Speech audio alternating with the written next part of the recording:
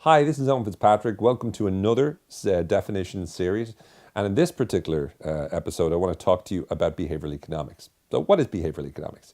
Well, traditional economics looks at the fact that we make a lot of decisions, and it looks at us making decisions as economical rational decision makers, otherwise known sometimes to some people as econs.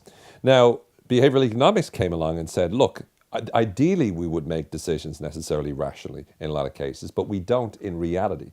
A lot of times we don't make decisions that are that rational.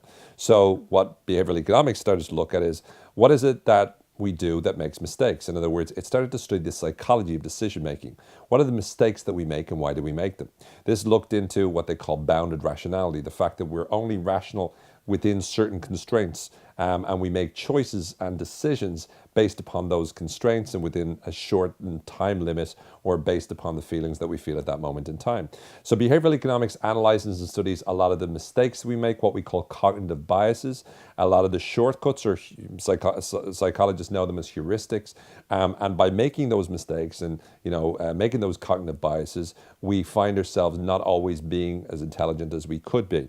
Also, emotions come to play as well, and our feelings can sometimes make us make mistakes as well. So behavioral economics really studies the psychology and the science of decision making, why we decide what we do, what mistakes we make, and trying to help us understand ourselves more and understand how to structure communication to people more and frame communication more, so we can be more able to get them to make the decisions that are within their best interests. Behavioral economics is absolutely fascinating, and I highly recommend you do some more research on it.